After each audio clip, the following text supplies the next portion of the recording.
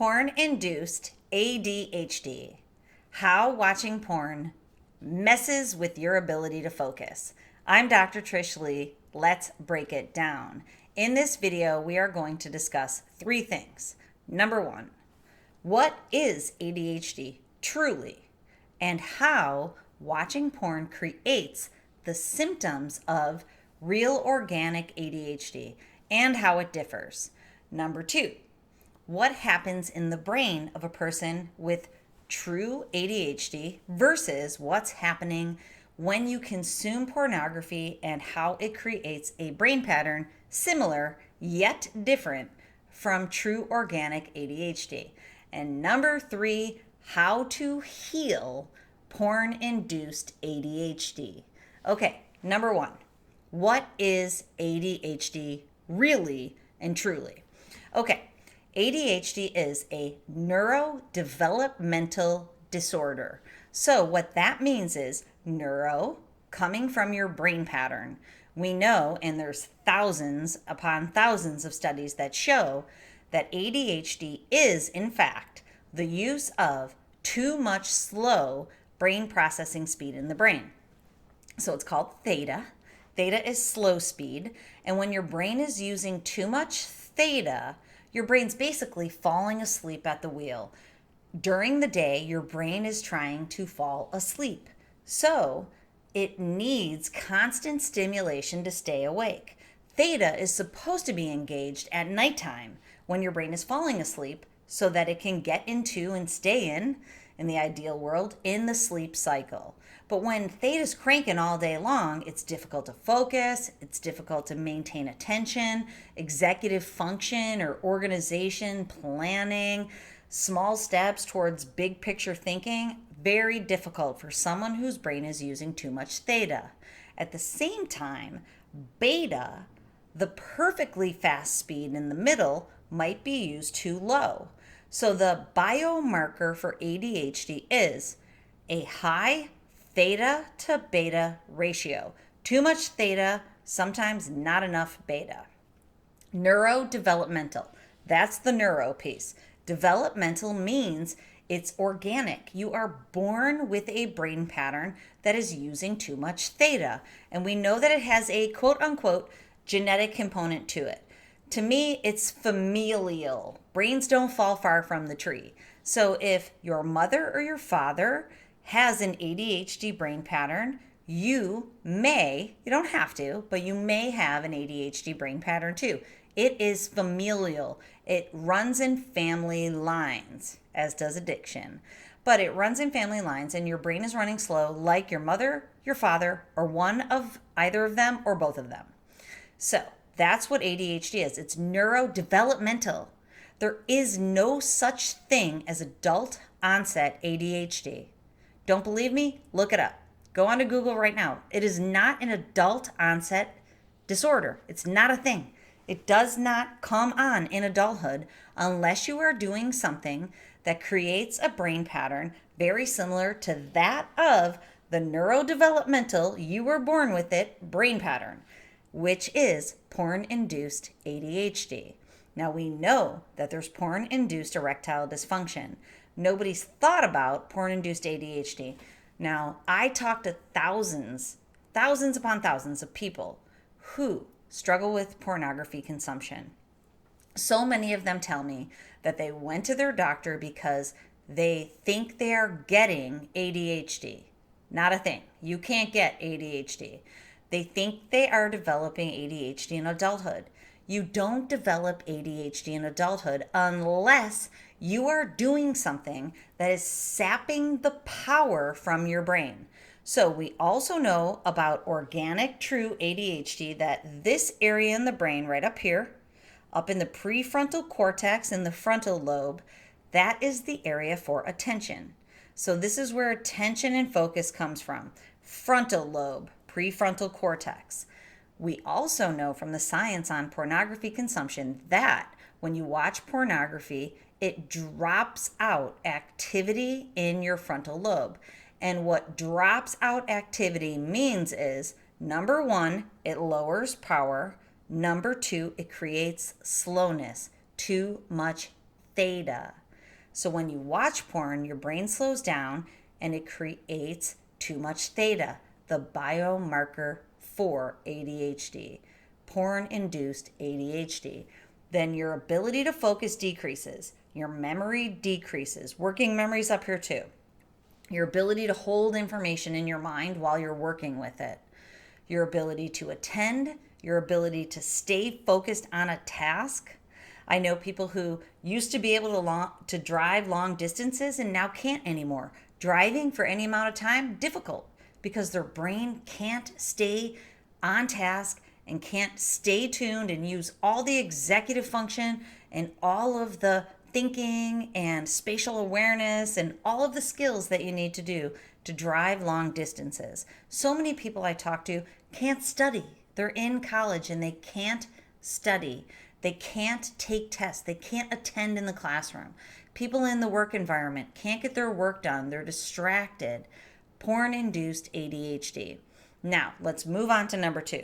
Number 2 is, how is it similar and how is it different from true ADHD? Okay, true ADHD, high theta to beta ratio. When it comes to porn-induced ADHD, we also have a component, I've already said it, of lowered power, which actually is trauma brain. And I've talked about this in other videos that for most people, there is a family dysfunction or trauma component to their desire to consume pornography in the first place, possibly continually. So there's lowered power. This is how the brain pattern differs. When we see lowered power, it is a sign of a trauma brain. And we know that trauma locks up the brain in this lower powered pattern and also in too much slowness and not enough power. So the brain is constantly seeking calming and stimulation. So that's the difference. But the similarity is hypofrontality. That frontal lobe is knocked low in terms of power, but also has too much slowing. And we know this. Science shows us in terms of pornography consumption. So it's porn-induced ADHD. Now, here is what I ask people when I'm in meetings with them, and they say, I think that I have ADHD, and it's caused my pornography watching, which can also be a thing. Because if your brain organically was born with too much theta, it's going to seek out more stimulation than an optimal brain pattern. So if you have too much theta, too much slowing, too much breaking in the brain, your brain needs something to stimulate it just so it can get through the day because you're using too much slowness. So it can have hyperactivity. That's what ADHD is. There's ADD, which is attention deficit disorder, very difficult to attend. ADHD is attention deficit hyperactivity disorder. The hyperactivity component is internalized stimulation of the too slow brain pattern. So it can be two ways. Internalized mentally in terms of anxiety, and we know that ADHD and anxiety go together more times than not. They are comorbid, they exist together. But if you don't have, and sometimes even if you do, have the anxiety pattern, too much fastness, too much slowness, you also will have a body that seeks out stimulation. And porn is the perfect stimulant slash relaxant, unfortunately, because that's why it pulls you into the screen. So that's the organic pattern. But what happens is then your brain wants that stimulation so bad, and it gets it and it habituates it so that you constantly need more. So sometimes the ADHD brain pattern organically is the driving force towards porn because it's the perfect solution. So many other times it's a typical brain pattern that finds porn. Porn jacks it up, gives it that huge dopamine hit and makes it feel good, stimulates it and calms it, makes it want to come back for more. But here's the way that you know. When you were young, and this is difficult, it's a loaded. You know how most people don't like my loaded questions with no answers, but this one's slightly loaded. So when you were young, If you were a good learner, if it was easy for you to take information in, if you were a good student, basically, and you didn't have any difficulty processing information, if you didn't seek out stimulation at a young age before you found porn, were you a good student? Were there any issues? Was there any hyperactivity? Was there any challenges with learning? If so, then possibly you have that organic ADHD pattern that was a driving force. If not, it could be porn induced ADHD. So let's just say you were an A student. Let's say you're 15, which is old because now we know that nowadays kids find porn at the age of 8. It used to be on average the age of 11. So if you're 15 years old and prior to 15 years old, you were a great learner. You had all A's. It came easy to you. You studied and you remembered. You integrated. You took your tests. You got A's. But then at 15, you started watching porn. And 16, 17, 18, now you go to college, you can't pass your classes. You can't study. You can't stay engaged with the material for more than 5 minutes. You can't think. You can't remember. You can't focus. You can't attend. This can be porn-induced ADHD. You found porn at 15. Prior to 15, learning was easy. There was no anxiety. Things were in flow. You found porn. It filled a hole for you. It played a role. You consumed it consistently, frequently, with increasing intensity, and now you can't think. Porn-induced ADHD. That's how you can kind of know the difference, but it becomes difficult because if you found porn when you were 10 and you might not know, and some people have found it when they were 8 or 7, it's difficult to know what kind of learner you were before that. But that can kind of be a filter for you. That can help you figure out, possibly, do you have the ADHD brain pattern that was pushing you in that direction, or did porn rope your brain and pull it into the screen? Now, I can also see what your brain is doing using QEEG brain mapping. I can do from afar. I can see how your brain is performing. So when I look at people's brain performance patterns, I look for that trauma piece because usually that is an indicator. That lowered power can be an indicator that it's not just the organic ADHD pattern, there's more to it. And likely porn has exacerbated and perpetuated something that might not have been there organically. Okay, so that's 1 and 2. Now 3. What do you do about it? What do you do about porn-induced ADHD? Well, clearly, you stop watching porn. But secondly, I've created a new program, Brain Training 101. It's only $49. It teaches you how your brain works, how it operates neurologically, electrically, and how you can train it using technology, which obviously I'm a huge fan of because I've talked about it before. How you can train your brain using the brain training headband, which I don't sell, I just endorse. You have to purchase it from the manufacturer. But in Brain Training 101, I teach you how to train your brain without the tech. The tech bridges the gap for you. It bridges the gap from where you are, because if you have ADHD in the first place, the gap from where you are to where you need to go can be pretty significant.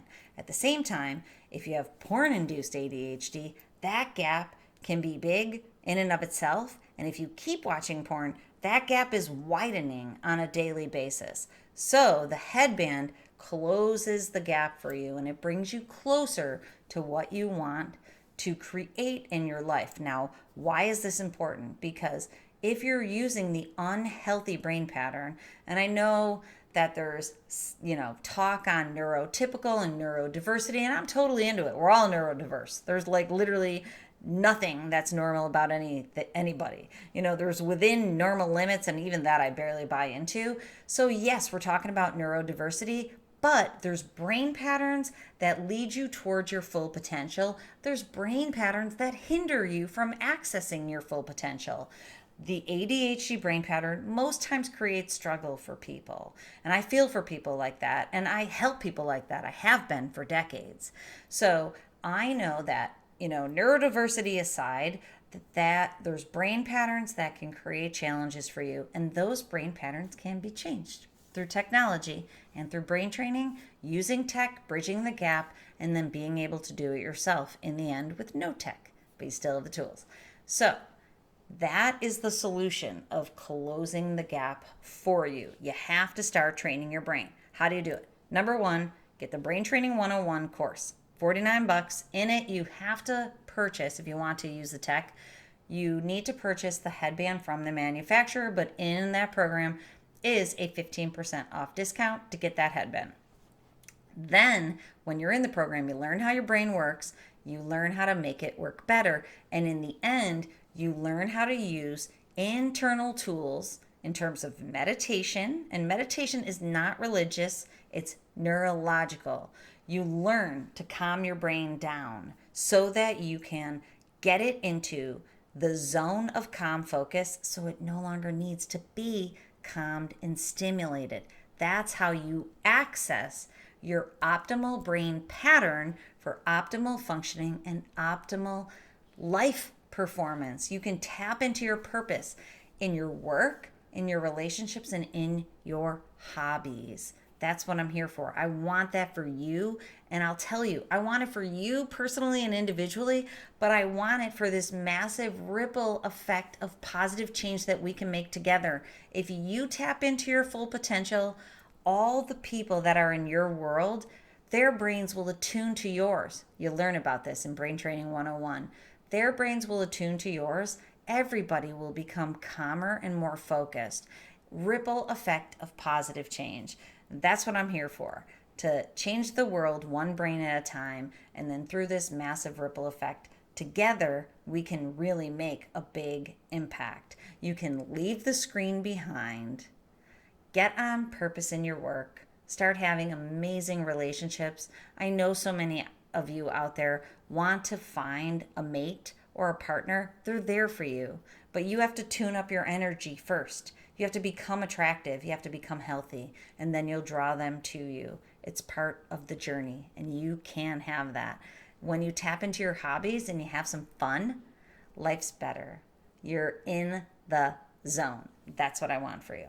Okay, so if you want help in that journey, check out my programs at drtrishleigh.com. They come in all shapes and sizes. And remember, control your brain or it'll control you.